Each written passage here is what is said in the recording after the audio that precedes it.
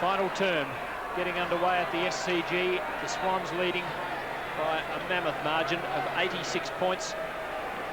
The Dons came here slight favourites, but they have taken a hammering, and their final 5 chances looking rather forlorn. As not only are they being beaten, their percentage takes a pounding, and while they've had a draw during the season and percentage is not of great account, it does affect them in relation to their position compared to Geelong's. Now, free kick to Byrne for a centre square infringement. Henwood is absolutely unopposed coming up out of defence, and he can have a shot if he chose from 60 metres out, but the distance might just be beyond him. Well, Browning from the half-back flanks kicked 2 goals, so maybe Wayne thinks he might have a go at it himself. He is having a go too, by the look of it. He tries for too much distance, but unopposed, dropping the mark, Mitchell. Hawke looking for Wright. Neagle, who was a bit quieter in that 3rd term. Now Thripp, who certainly wasn't. Scott, Hawke. But good defence by Essendon, really jamming them up on this occasion. And finally, a ball up at centre-half forward for the Swans. Well, Michael Byrne really feeling the impact of a Merritt tackle at centre bounce has been in the hands of the trainers just for a few moments. He took the free kick at centre bounce when Big Roger came across ferociously. Bayes goes up and battles with Madden. That's how good Bayes' leap is. He can take on the big fellows at bounces. Lovely hand pass comes out to Healy, who's going to kick a long one in the Kappa direction. Kappa front to position. Super spoiled by Winton. Absolutely super, that one. Kappa looked to be in perfect position, got front position very cleverly, and then the big fist of Sugar Winton punches it away. Madden, clever knock, but no one there for it. Neagle. Not enough hook on it. Going for his 4th goal, getting a minor. That's about his 3rd behind, so he's had half a dozen shots for a 3-3 result. Winton sees Duckworth and Madden out here wide. Madden will be disputed by Byrne. Tremendous leap by Spencer from behind, a fine mark. That really was a big mark. Over the top of the tallest timber on the ground. Spencer back looking for Roger Merritt. Henwood, who's done a wonderful job against him, picked up by Izzard away from Bolton. Izzard out to Chris Danaher. Chris Danaher gets a nice bounce. In trouble, he'll be tackled, and what a good tackle it was, Neil Cordy, and gives the chance now to Browning. Browning dodges and twists and does it so cleverly, and then his kick is smothered over the line and buffeted into the fence there. A little bit of an altercation. Chris Danaher's the angry one, number 7. There's a Sydney Swan underneath all of that. Roger Merritt in there looking a bit angry too at one stage. Bolton on the bottom. Bolton's normally in the thick of things. And a report. The umpire examining the back of Bolton's jumper. And it looks as though he is the man who might have had his number taken. Wow, that might be a retaliation. Free kick to Essendon. Of course, these teams tangled rather savagely at Windy Hill last year on the Queen's Birthday Monday, and after that match there was that unusual investigation at the Channel 7 studios in Melbourne, which some felt was a little bit out of order, but in fact one would have to say that at least a response was issued to some fairly unseemly acts on the field that day, and a couple of players were rubbed out for eye gouging. Spencer takes the short pass and can have a shot from 50 metres out. 4 minutes gone in the term, not a goal kicked. Quiet day for Spencer, just 5 possessions. He's goalless. May not be after this. Yes, he will be. Salmon hasn't really figured today. Conference between the goal and boundary umpires. Apparently it did go through for a behind, so the Bombers get their first score of the last quarter. Rodney. Rodney Carter. Not sure where to give this one. He hasn't got much now. There's a lead right in the centre of the ground for him, which he sees and kicks it badly, but it still makes the distance, but runs past Quirk. A magnificent bounce for Browning. A kick is not a long one out to an open half-forward flank, and streaming towards it is Mitchell. Awkward bounce and tapped over the line, out of bounds by the Essendon defence. But Mitchell has been a handful for that defence all day. Mitchell and Neagle have run them off their feet. All been good players. Bayes has played well too. Quiet start by the Swans without a goal in 5 minutes. They need 8 to once again top the double ton. A very tall order. They've given so much in the first 3 quarters that perhaps they're feeling the effects. Whoops, umpire Robinson's gone. And the crowd loving it. Almost on the seat of his pants. Madden against Bays. And now they'll contest at a boundary throw-in. So going through the motions at the moment. But after what we saw in the first 3 quarters, it would take a lot to keep us satisfied. Healy sharking Madden's knock.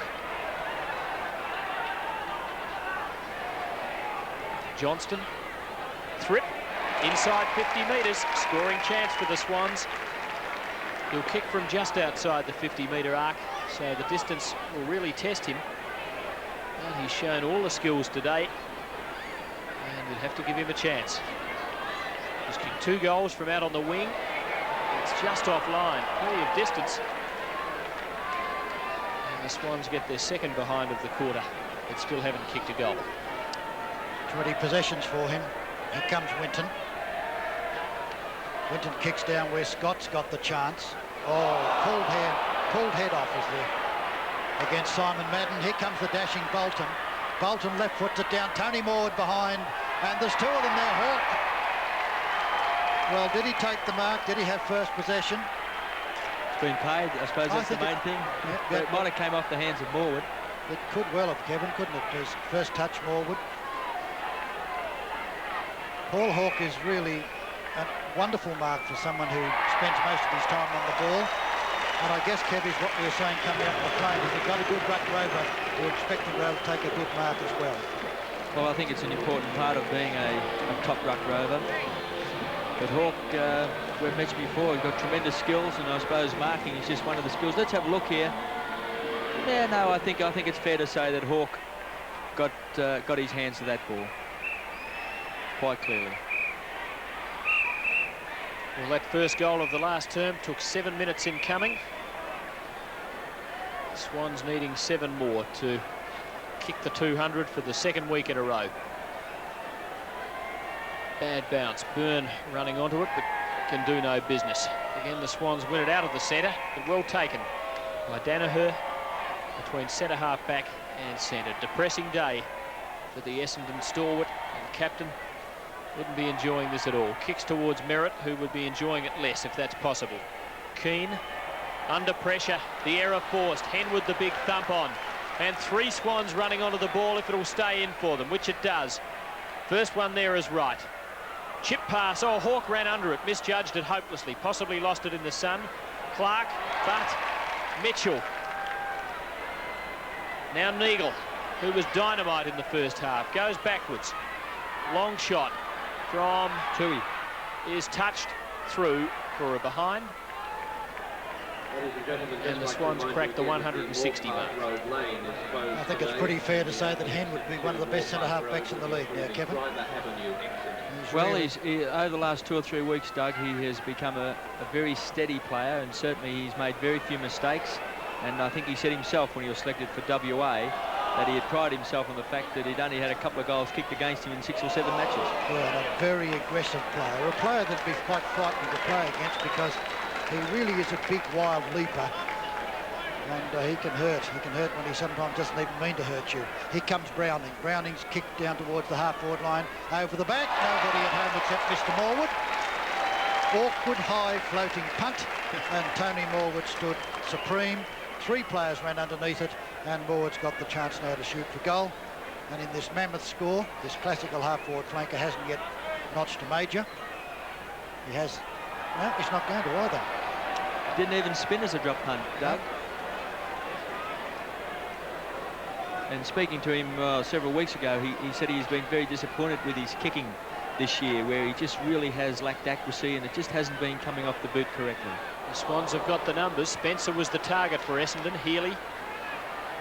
Pressure on Mitchell. Always the Swans with the numbers. Hawke in trouble. Back to Healy, who can kick from on the inside the 50-metre line. Kicks long, kicks straight. Beautiful kick. Kicks his 4th goal. and kicks the Swans 25th as they creep to within 10 points of their highest ever score against the Bombers.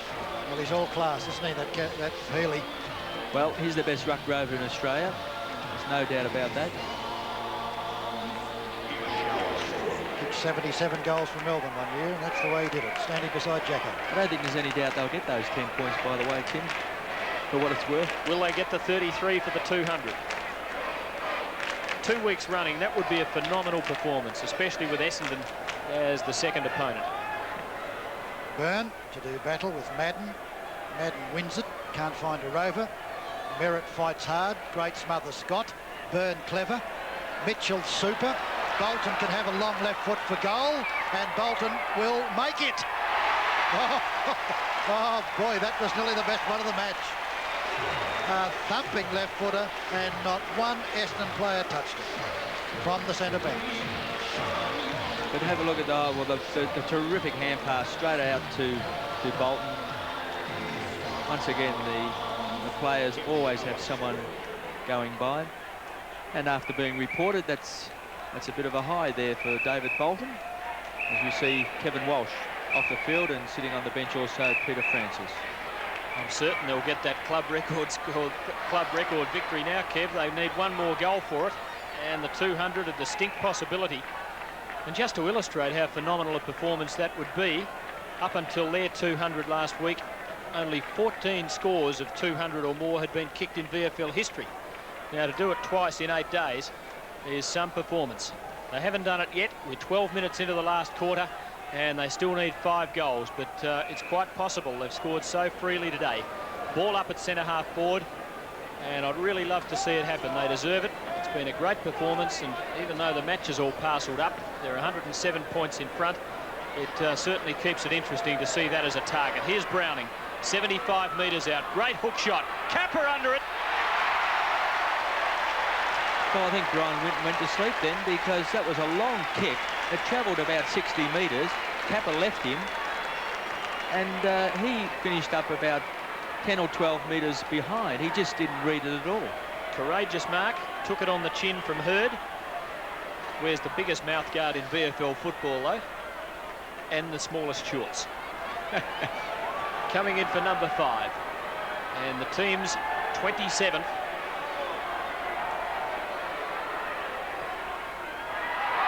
It's another one.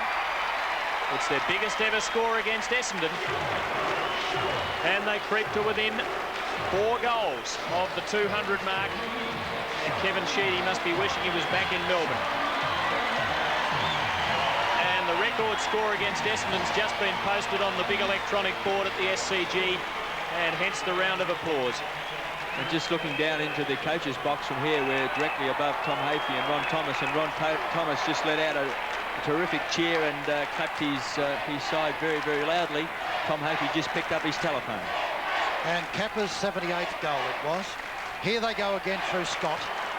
Down in the direction of Capper, and Winton once again. Capper outmanoeuvres him. Winton comes in, takes him on. Hurd's with the ball. Long hand pass is danger to Danaher. Danaher will go for the boundary and does so. Over the line, out of bounds. But immediately the Essendon defence under pressure again. So there's the previous biggest winning margin against Essendon, 77 points. Well, it's certain to be eclipsed unless they stop to a walk, because they're 113 in front. Flying shot, Mitchell. That's a beauty. They cannot do any wrong. He's been a champion today. That's his 3rd. And the Swans now within 15 points of that double century. And what seemed impossible now looks highly probable. Well, he's just had a fantastic game, Barry Mitchell.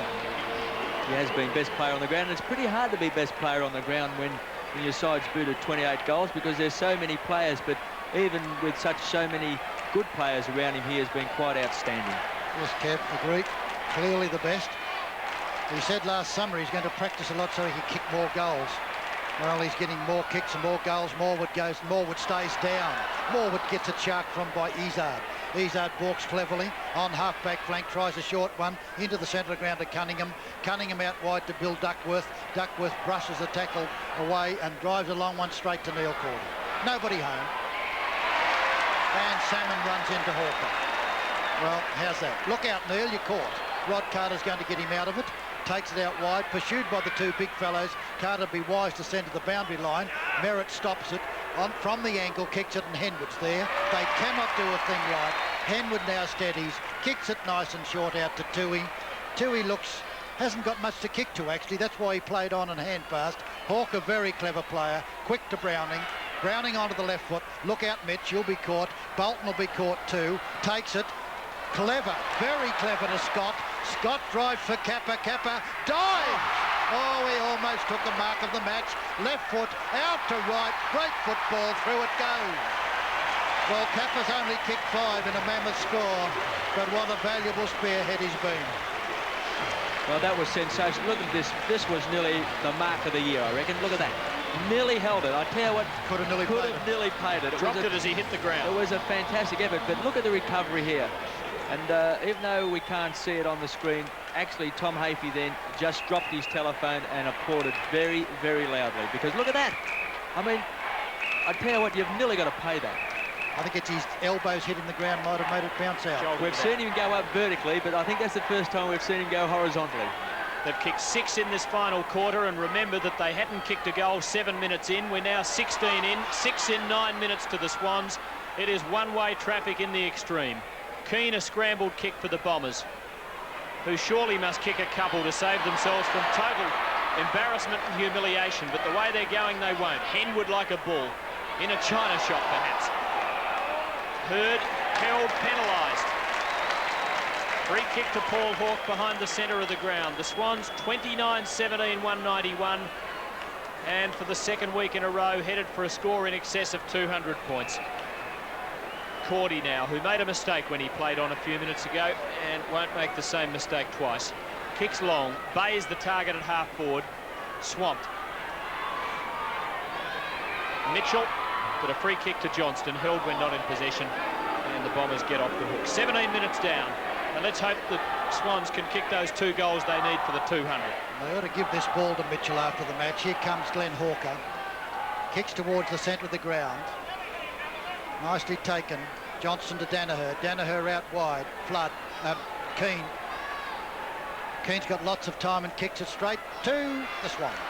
Henwood comes charging through. Drives like a bullet to Scott. Scott very wide to the flank, and off goes young Mitch again. Great pass from Tony Morwood. Take your time, Tony. Have a little chip over the top and gets his first goal. 197. Gets his first goal. And again, it was a result of superb teamwork right down the ground, and Mitchell was in the centre of it once again. Craig Holden going to come back onto the ground. There's Scott. What a terrific game he's played, taking the place of the Brownlow medalist Greg Williams. And I think you're right, Doug. I think they could mount this ball for Barry Mitchell today. Yeah, it should be presented to him, Kev. Interesting, Doug, that we mentioned that Barry Mitchell flew in this morning. Essendon flew up yesterday and had a training run yesterday. And judging by Barry Mitchell's performance, nothing wrong with coming up on the day of the match, is there? 18.5 minutes gone. Hawthorn did it and won, or nearly won. North Melbourne did it and won. Here goes Hawke, just too far for Neagle. 1 goal away from the 200 for the second week in a row. Johnston off to Elshaw for Essendon, out to Hurd on the wing.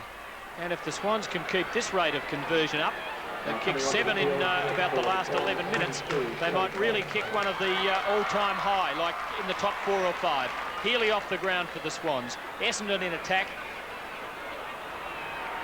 Cunningham running onto it at half forward, but the ball will come back for Izzard to take a free kick between the centre and half forward lines. We're at the 19-minute mark. Izzard's been a goer all day for them. Simon Madden's the target, and he'll take it over the top of Stephen Wright, which is a fairly unfair battle, but Simon made the best of it. And this ruckman, who's had an injury-disturbed season, and that's one of the reasons the Bombers haven't played to the form that their supporters and we all expected, because Madden is #1 ruckman in Australia. And again, I repeat, it's quite a credit to Byrne today that he hasn't let him take over. Madden kicks for goal, and that's a good-looking kick by Big Simon. He's topped the goal kicking a couple of times with Essendon in his long, illustrious career, starting way back in 1974. That's his second goal.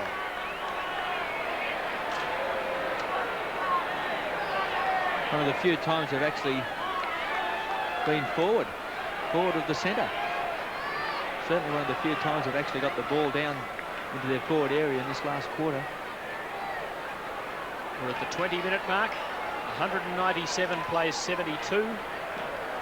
Swans without their captain and their best player, Greg Williams. And what a performance it's been. Good smother by Spencer, and a good knock-on too by the same player. Izard, well done to Cunningham. Into trouble.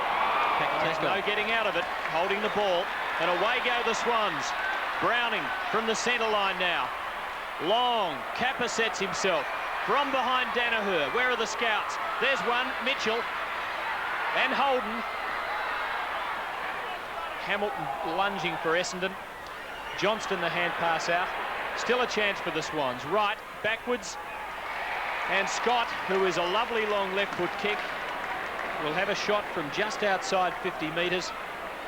A chance to add to his tally in a great comeback performance from him in the centre, replacing Greg Williams. 25 possessions and a chance for goal number 3 to post the double century.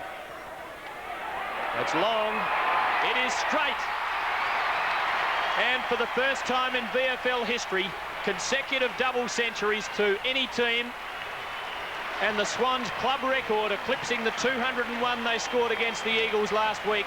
And the Menage Swanettes are delirious, as are the crowd. Highest score in VFL football. Does that mean it's their highest ever? Yes. Well, the league record. Let's have a look at the front of that book again, Tim. 36-22, 238. Well, 238, so 35 points to go to equal that. Well, we're joking. Six goals to be the new leader. We jokingly said to Dennis Carroll when he was here at half-time that he and Greg Williams won't get back in the side. Here comes Holden. Holden downfield, and Kappa's got the sit. And he takes a super mark. Well, they've got to kick 6 goals, I would say, in 10 minutes, Doug, or maybe 11, because they've kicked so many goals, there'll be a bit of time on.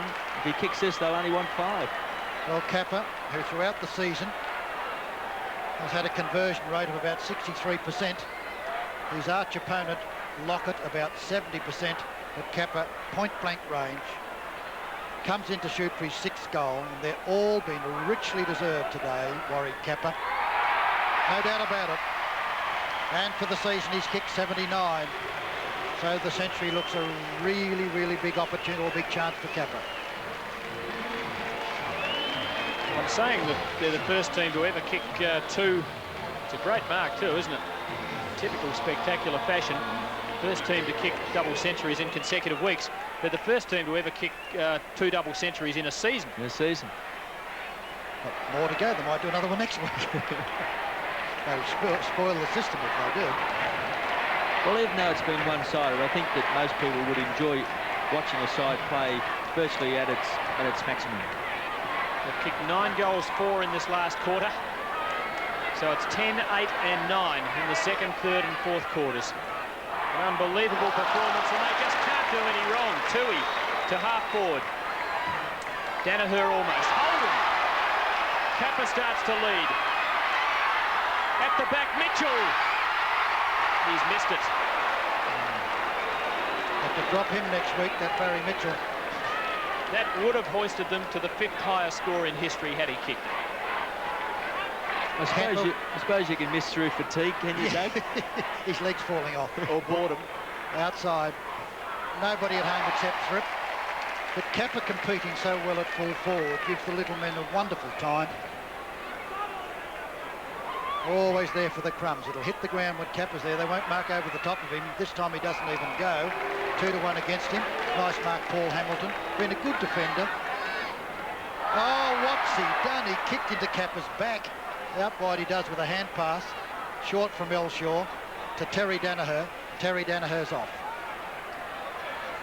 Long to the centre line. And Henwood beats Merritt comprehensively. And they are just so full of confidence. 15 metres against Merritt brings Henwood to the right side of the centre. And the crowd baying for more. Long. Bayes comes from behind. Speaking of baying, and almost holds it. Scott. Right. Cuts the angle, cuts the distance, and drives it through. And they now have the 5th highest score in history. Wright's 3rd goal. And look at the way, even at this stage of the game, Wright doing everything correctly. Could have said right there, would have been a punt, but he accelerates here. He didn't want to kick it on his left boot. He actually accelerated so he could get onto his right boot, really open up the face of goal, and really made a certainty of it. Marvellous to have rovers who can kick goals, Kev, and by gee, he can do that. Tommy's not too happy, though. No, he's had a bad day at the offices, Thomas. Have to give him another cup of tea, 2 cups of tea after. In comes Byrne. Nice punch that time. Tui, straight through. That's all he ever knows. And then thumps it as far as he can kick it in front. They're everywhere. Stephen Wright again. Oh, clever. Very clever to Holden. And Holden is only about 35 metres from goal. Record's looking a bit shaky at the moment. Incidentally, that last goal gave them 10-5 for the quarter, which eclipses their best ever quarter against Essendon, 10-4, which was in the second quarter of this match. Okay, statistical genius. Here comes Holden. Puts it through. Swung away at the end. Yep, just swung away. It was really on centre at one stage. He's about the only one that hasn't kicked a goal, Doug, that had 1, 2, 3, 4, 5, 6, 7, 8, 9, 10, 11, 12 goal kickers. His back pocket, he's kicked 4 for the season, Kev. Byrne running freely from the nose. Bolton, a great hand pass. Forward, breaking the tackles as if they're not there. Good smother that time, though, by the Bombers. And Elshaw boots them out of trouble. Henwood in the way again, couldn't mark that one. Quirk, Cordy, Izard. Good hand pass. Merritt, 50 metres from goal. Out in front of Hurd, still couldn't hit him with the pass. And Essendon, oh, that's out on the full off Carter's boot. Free kick to Shane Hurd in the forward pocket. And Carter not happy about that. He doesn't like to see goals given away, even when he's 144 points in front.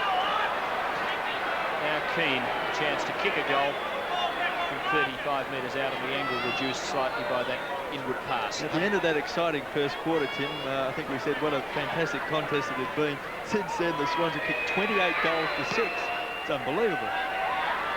And it's still 28-6. Keane misses.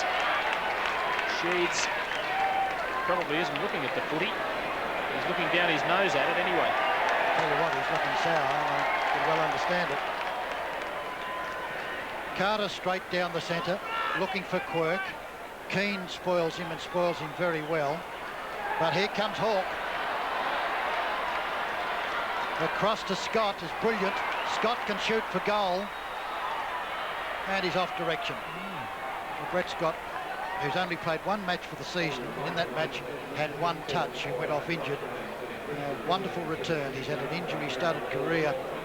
And it's a tremendous achievement by him to play so well today. Out to Danaher is the kick from full-back.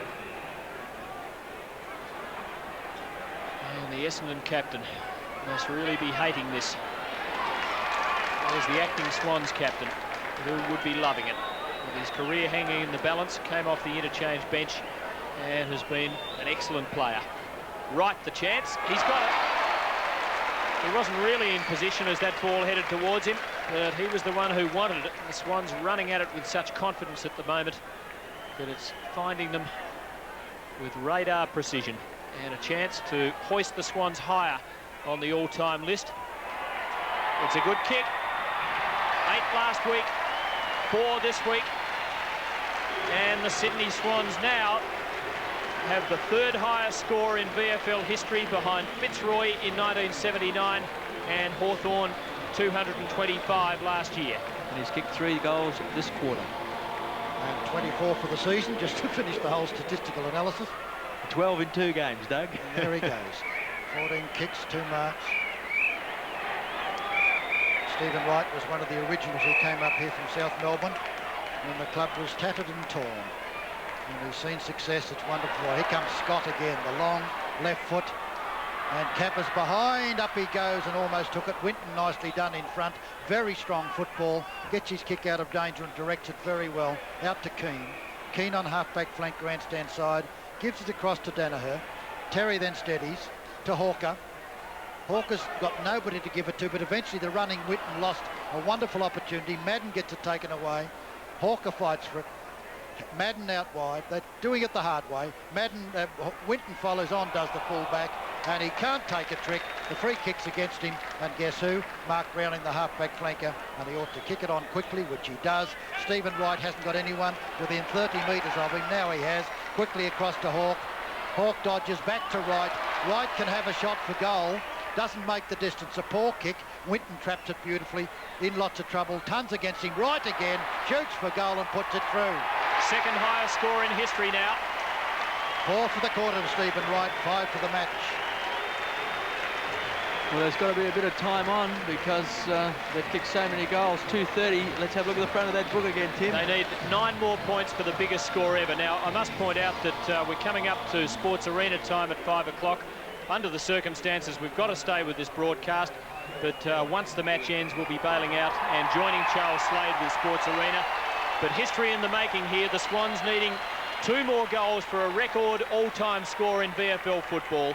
Fitzroy kicked 36-22, 238 back in 1979 against Melbourne at VFL Park with 31 minutes into the last quarter, and the Swans 35-20, 230.